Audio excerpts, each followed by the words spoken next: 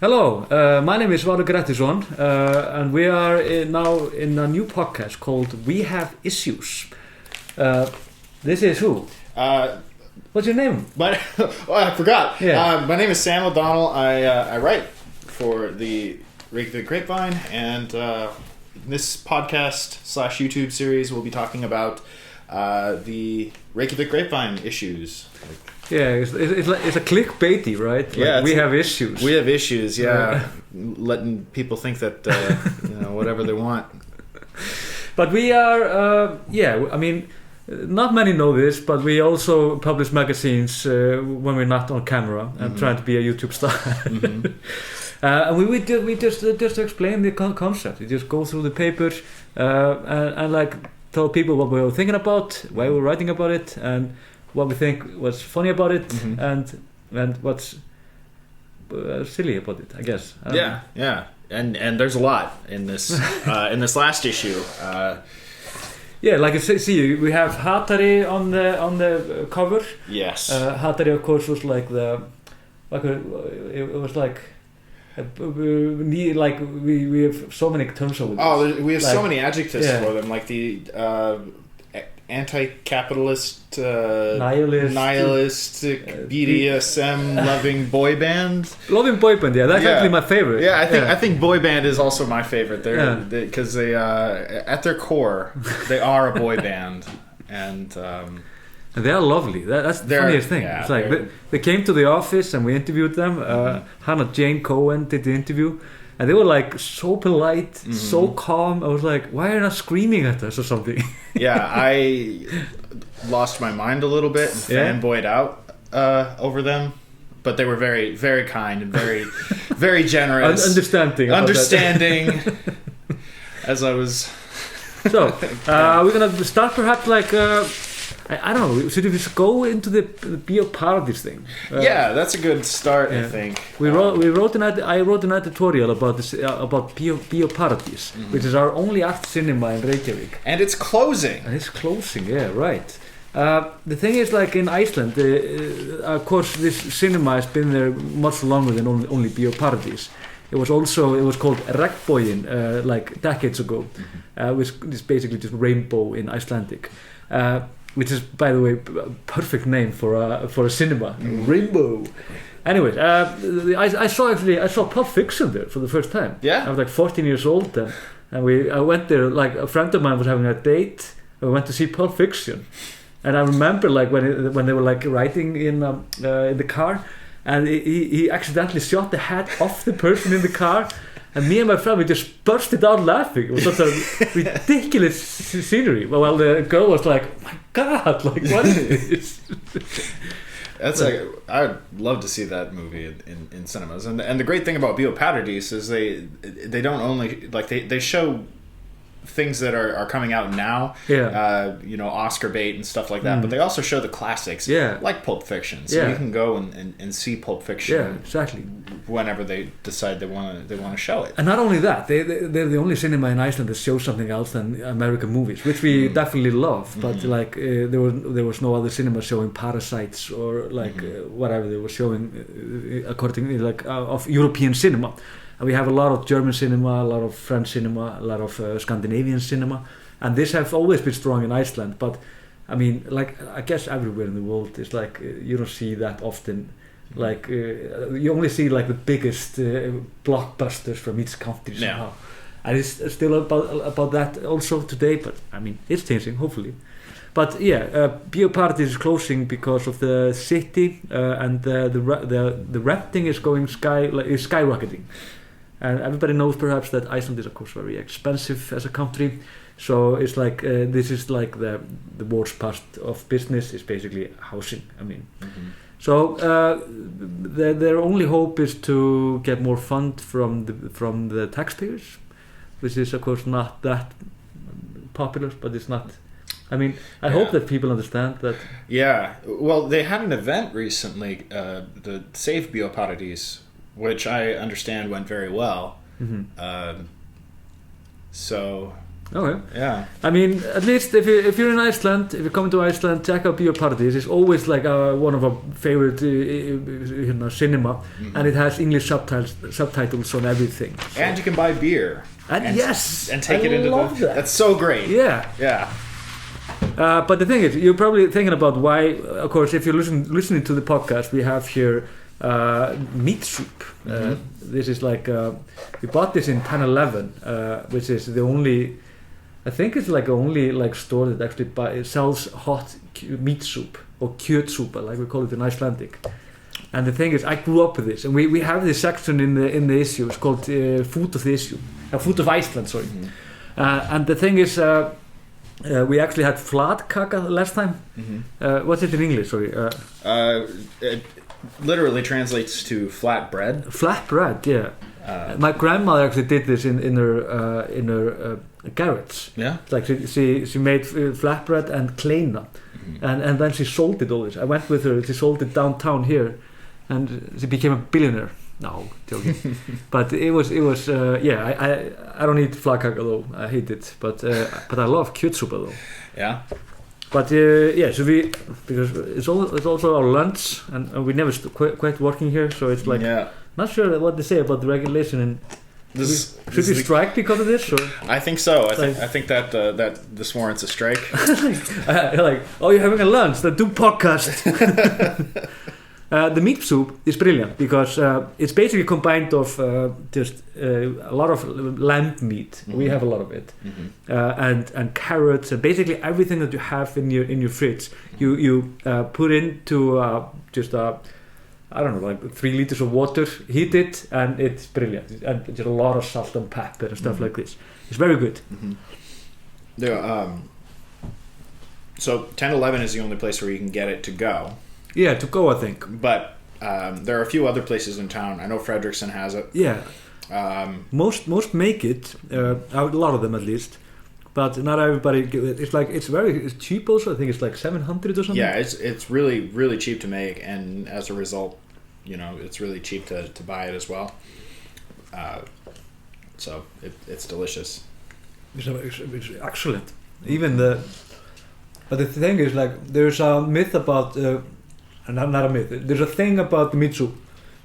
It's food for like lonely middle-aged man because. It's so cheap. What you do basically, you can buy the meat in the store, like frozen, and it's a lot of meat, and you can't use it for anything else than just a soup or something because it's not that good of a meat either. So you just when you do it, when you cook it, you cook a lot of it, and the thing is like you can have it like in the pot for like a week. That's what they do. They basically they eat it for weeks, even 2 weeks. Just always reheat it. And the thing about the meat soup, it becomes better the longer it's brewing and stuff like this. But I imagine after 2 weeks, it's probably just not only sad, but a little bit weird on the taste, I guess. I don't know, but I love it. So we're writing about that in the next issue. I didn't want flatkaka, to be honest. No, I understand. I mean, I love flatkaka. Yeah. Especially with some butter and some hangi kid. Yeah. It's delicious. But I think I've eaten too much of it in the last year. Yeah, my kid did this like all the time. And he's like, and now I'm worried that he's not getting enough like nutrition in his body. It's good. It's probably good for you too. There's probably a lot of like energy and protein and stuff, but if that's all you're eating, then you should probably eat a vegetable or something. Also with the meat soup, it's like kind of a superfood. It's like not only is it like it keeps you like really warm in the winter, and we have eaten this like when I was young, I grew up with this. My mother and my grandma were always making meat soups all the time. But they made it like with much more vegetables, and I hate that. Not even sure what what the English was for a lot of it that they put into it, but it was like, in the end, I kind of like was always just picking like the meat and the soup itself and try to leave the rest somehow, was drowning it with just something. I don't know. Yeah, I think everybody should try the meat soup, but it's probably not for everyone, especially if you're like a lone male, living alone somewhere in a apartment in a very big house or something. Like a Scandinavian. That might sad story. That might just make you realize how lonely you are. Yeah, perhaps eat it with someone you love. Yes, please.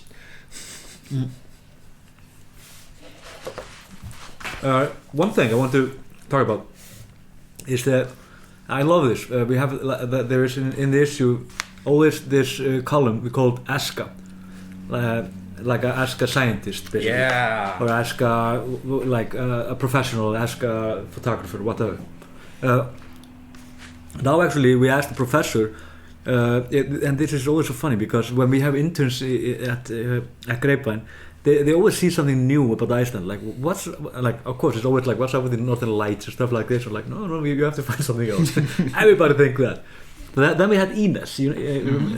Some of our viewers remember Ines from Portugal. And she asked like, why do Icelanders work from such a young age? Which is a hilarious question because Icelanders like I started working like 11 years old. That was my first, and I was like quite old compared to my father, which started like 7 or 8 or something.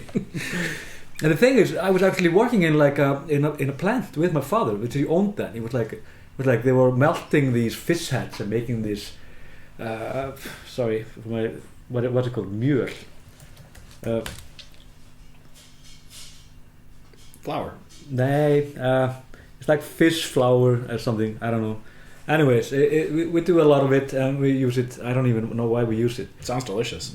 We do not eat it. It's a nasty process also. It's just basically what I did. I was like 11 years old on like a bobcat. Do you remember that? And I basically just took like a shuffle of like fish heads and like put them into the fire basically, which melted it. It's a pretty silly task that an 11-year-old can obviously handle somehow. And I thought always with myself like, yeah, this is like, of course you start working young because I mean we are very few in Iceland, and we are I guess we don't really care about our children in a way. I'm kidding. But then of course like when I was much older, when we became like part of the EU, we had like a what do you call EEA agreement with the EU. Then we were forced to take some laws from them, like children have to have rights when it comes to work. I had none basically, and stuff like this. I don't know, but I would. When did you start to work in? What was your first job? I got my first job when I was 18. Actually, 18. I know. I was an old guy when I got my first job. Jesus. I mean, I did some volunteer work here and there, but like my first actual paid job, I was waiting tables at a diner, and then what kind of diner? I was. You know those old-fashioned like diners that you see in like movies from the 1950s? It was that kind of diner, like with burgers and fries and shakes. It was called Kroll's Diner in Minot, North Dakota. Okay. And I waited tables there, and then eventually the owner found out that I can cook, and so he's like, "Do you want to cook too?" So I picked up shifts cooking and serving. So you know how to cook? Yeah. What can you cook? What's your specialty? I'm really good at like making meats. Like I make a mean steak. Okay. So beef or beef. Yeah, beef is. I love to make it the steak. Like I have my technique is perfected. I'm also really good at making like chilies and soups and stuff like that. So this kind of thing, I really want to try to make kjøttsuppe. Yeah, it's not complicated. No. It's like, but it's like this actually tastes really good. I think it's just a lot of salt and pepper, I guess. Yeah, they did a really good job with this. Sometimes at the 10-11 they don't put enough salt in there, but I think they did good this time. Yeah. Anyways, Icelanders love to work, of course, and also when I was living in the countryside for a year when I was a kid, I was 11, 12 or something. Even the schools they were only from like September, like late in September, till like 1st of May. It was like a really short year, and not because we were so quick at learning, but because the system used to be all around the farmers' society. So in May we were supposed to go and just find sheep and like hurdle them back to to the farmers and stuff like this. And I mean, we did this for generations.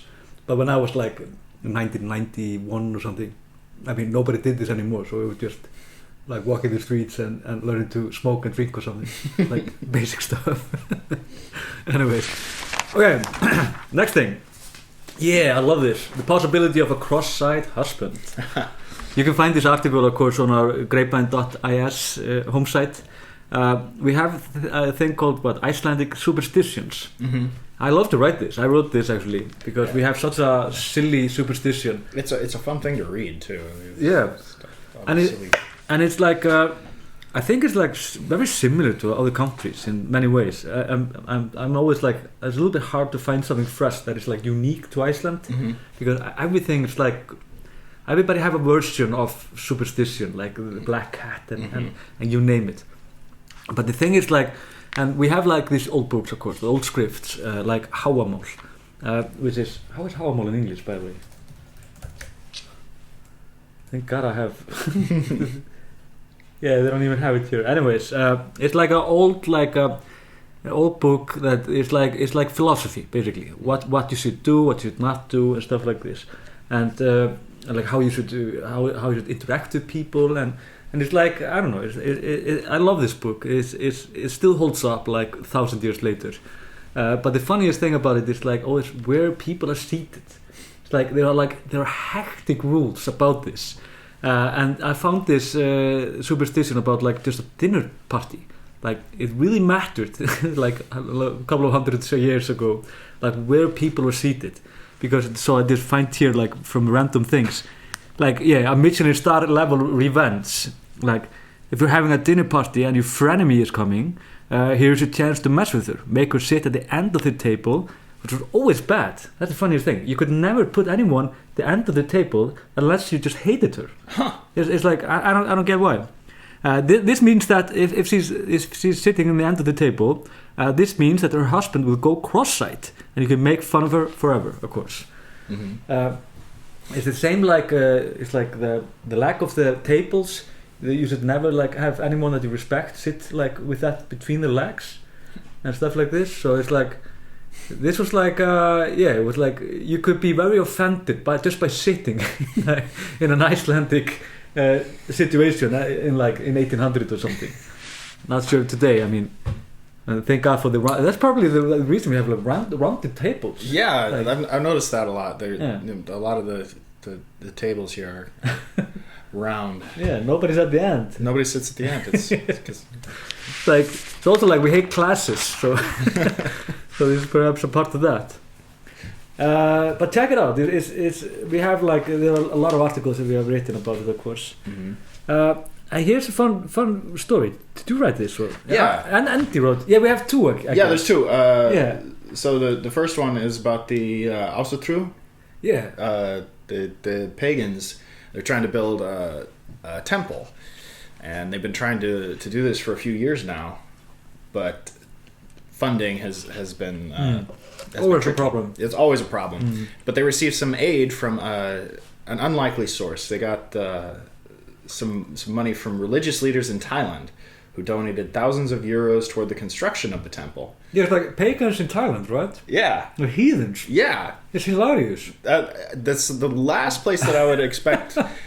Heathens. Thank you. Thanks, guys. If you are watching this, thank you from the bottom of our hearts.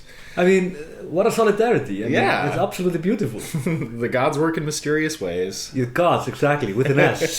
Yeah, nobody believes in a one god. Like, no, I mean... Why believe in one god if you have a lot of them? I mean... Now your father will, like, denounce you. Yeah, Dad, if you're watching this, we're sorry. It's nothing personal. It's a Lutheran Christian society in Iceland, mostly. Yeah. So, it's like... But yeah, it's like if you want to help, the pagans in Iceland actually are brilliant in so many ways. And they're also very open. If you're a liberal, libtard like we call them here, joking, then then they were like one of the first religion in Iceland that married gay couples, and like they marry everyone if you want to. They don't really care. They just want people to be happy, and they have been very advocate in like fighting for minorities, and it's like it's a smart guys in it. And the pagan chief actually is an amazing character. Hilmar Örn, his name is. And this guy is like I remember like I think it's the first or second album of with Sigur Rós, the band. He played with them. He made like this huge like stone I don't know, like xylophone or something. I think I'm telling this right. I'm not sure though. And he played with them like basically Sigur Rós. He toured with them around the world. And he was a rock star basically.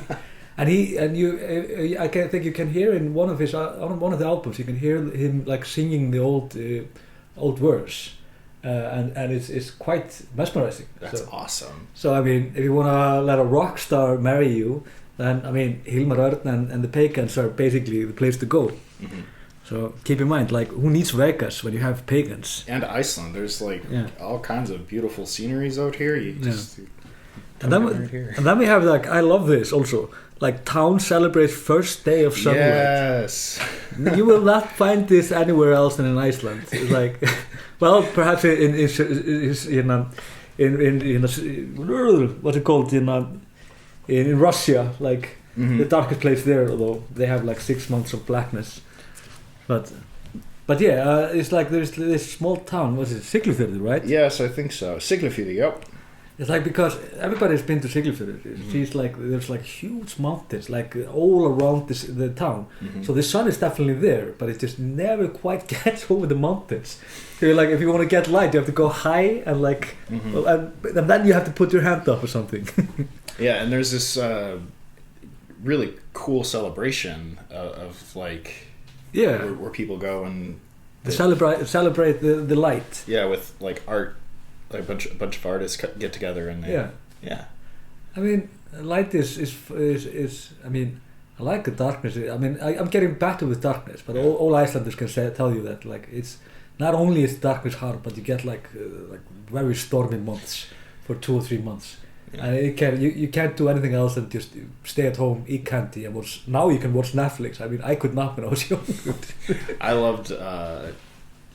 Like in the past tense, I loved the nighttime before I came to Iceland, and then I spent a couple winters here, and now I need daylight. Yeah, you can feel it. You definitely feel it. I was walking home the other day, and we lived downtown. We get all the sun. The moment the sun comes back up, it's fine. But I was walking home, and I saw like the first time for a month or something, just daylight. I like sun. Yeah. It's like, it's daylight, but it's grey. It's very like heavy in so many ways. So when I just the sun beam came at me, and I literally felt like a vampire, like just glad that she's dying or something. I was like, oh, like yes, like diva out of mine, and don't burn it while you're forgetting it. So it's nice, I guess, but it can be hard, I guess. Okay, to the next. What are we talking about? Should we go into Hatari or? Yeah, we can. I think that's a good idea. It's a wonderful interview. It is. It's a great interview. Here's actually one thing I love. Kitto. I'm doing keto now. Oh yeah? Yeah. How's that going? It's actually going fine. It's just meat and meat, I guess. It's a lot of meat. Yeah. Can't do pasta anymore. No pasta? No, that's the only thing I miss actually. No, like, you can't have any carbs on keto, can you? No. I do. I mean, who cares? Yeah. But we have a guide here with the best keto places. Become a keto Kardashian. This is an accurate title, I guess. And then you have we have pizza and there's a lot of people. It's like the fashion diet in Iceland. It's hilarious. It's like, you know, when you becoming middle aged when you like start the keto thing. And I want to talk about the travel. Yes. Okay, so the caves at Hetla. Yeah, the thing is, we always, of course, the one that reads us, of course, they know that we always have a travel article. Mm-hmm. And I love this because we sent all of our journalists to a lot of they're always traveling somewhere, and all of the people that we are like visiting and like the companies and stuff, they are very open to us, which we are very, very thankful for, because we basically just write it like we want to write it. It's not like paid coverage or whatever like that. And that's why I love the travel section, because it's often like just a heartfelt, like poetic journey through Iceland somehow. Mm-hmm. And you saw these caves, and I love the pictures here, but it's like it was a weird experience, right? Yeah. What is these caves? So just they show YouTube here. Like. Yes. Those of you watching on YouTube, you can see the photo here. The others, unlucky. Those of you who are listening on the podcast, you're just going to have to pick up the magazine yourself. Yeah.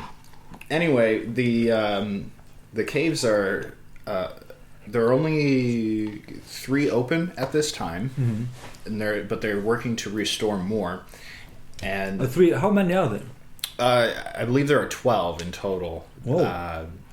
So 3 out of the 12 are open, but they're working to restore them so that more can be open. And, like people, the public can go and see them. And the prevailing theory is that the Irish monks who settled here before the first Vikings even came to Iceland, they dug out these caves in the sandstone, and they used them as dwellings and as places of worship. And the reason that people think that is because there's a cross on the back of one of the buildings, and in that same cave there's like benches and seating, so that kind of resembles a church. So yeah, I mean, the story about these monks is absolutely amazing. I mean, they are like they came here first of all, of all like settlers. I mean, and they're not even included as settlers, I guess. Not really. They're traveling guys just living in a caves. I think they spent like 20 years here or something, like.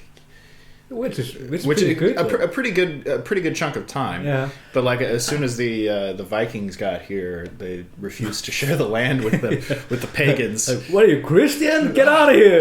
Okay, fine. Like, what are you doing? But these also, like, we have a lot of caves in Iceland, of course, and many of them are like magnificent. But these caves are like homes. I mean, they are like they really made them. Like comfortable in a way. Yeah, so when I visited, it was on a very like cold and windy day. Like the driver was we were driving through this blowing snow, and there was like a bunch of accidents on the side of the road. So but then we got there and we went into the caves, and it was actually very comfortable in them. Yeah, it was and not that cold, right? Not that cold. I'd say maybe 2 or 3 degrees Celsius inside. I mean, that's pretty fine. Yeah. And that's the funniest thing. It's like with Iceland, it's not really cold, but it's windy. It's always the wind that kills you in the end.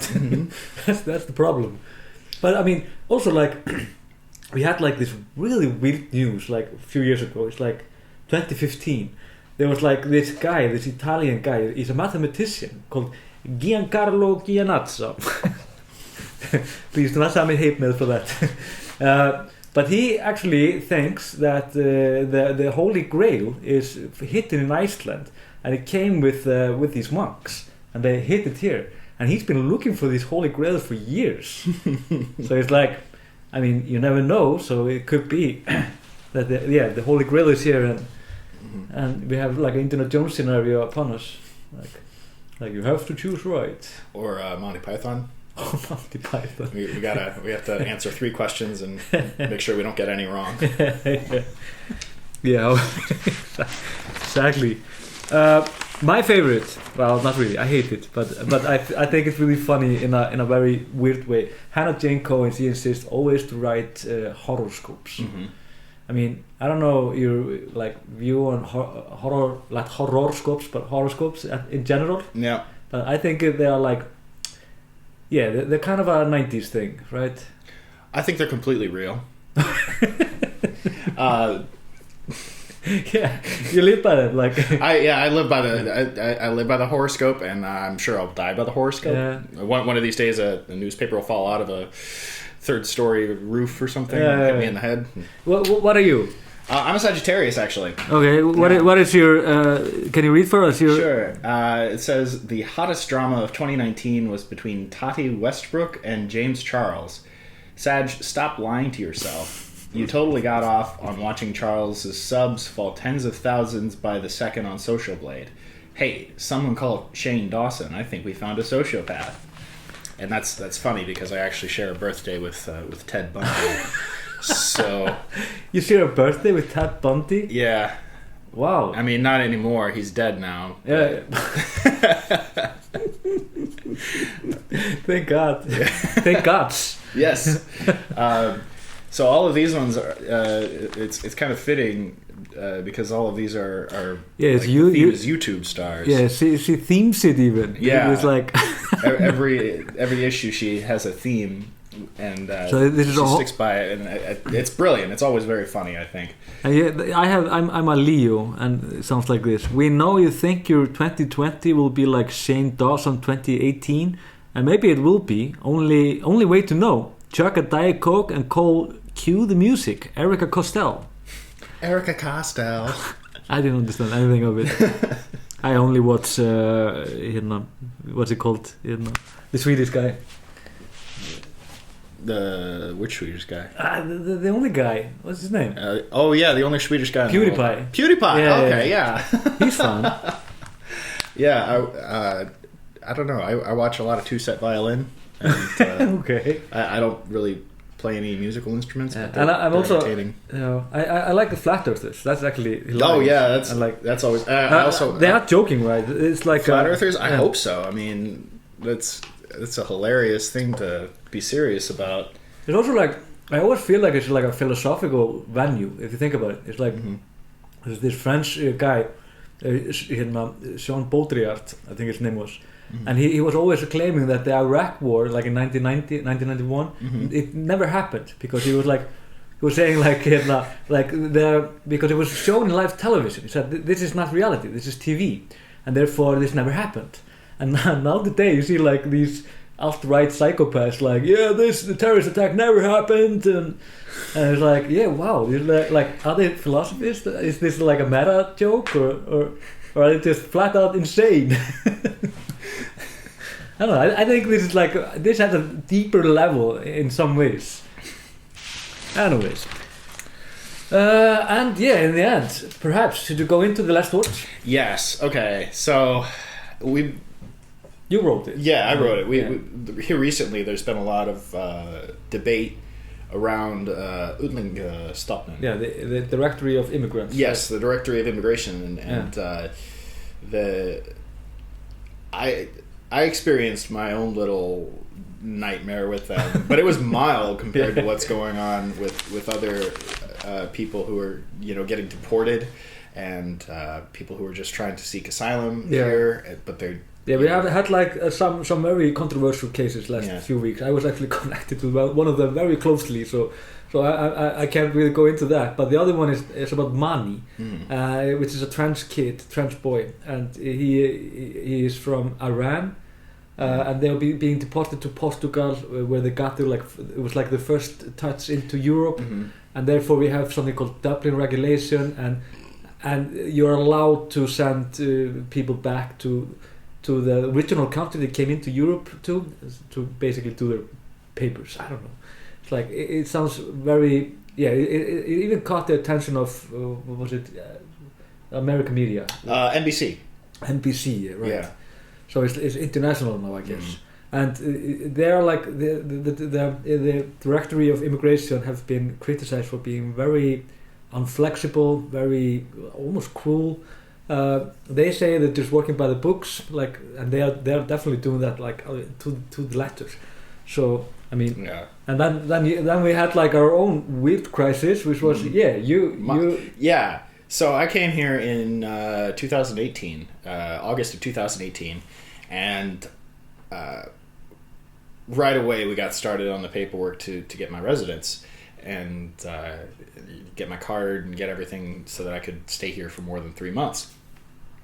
And I had to submit all kinds of paperwork and documents to prove that I was married to my wife. And Which is Icelandic. she is Icelandic, and so that was the reason that I would be allowed to stay here. And that went well. Everything got approved. It took a little, it was a nightmare getting the paperwork all together, but everything went smoothly once it was all together, and that was fine. And then fast forward to November of 2019, we go to the UTL again, and we submit the paperwork to renew the residency. Oh, so you only got like the permit is like for X amount of time. Or yeah, it's for like, the permit is for 1 year. In very, very special, very, very rare cases, they'll grant it for 2 years. But I'm not sure what those cases are. Generally speaking, it's only for 1 year at a time. So I applied for my renewal, and I figured, nothing's changed, so it's all going to go through. It's going to be fine. But then in January, the beginning of January, I got a letter from UTL saying, hey, we need photos proving that you and your wife are really married. So we need photos of you in holidays, traveling, and in everyday life. And my wife and I were like a mix of just sort of irritated and aghast, and just yeah, it was a weird thing to ask for, I think, especially after the fact that we've already submitted all of this paperwork and stuff. And I mean, I wasn't sure why they didn't just ask for it in the first place. It's reasonable. There are other countries that ask for photos in order to prove a marriage, but I mean, just ask for it in the first place. But you would think that there would have to be a reason, right? Yeah, like some suspicion is that this is not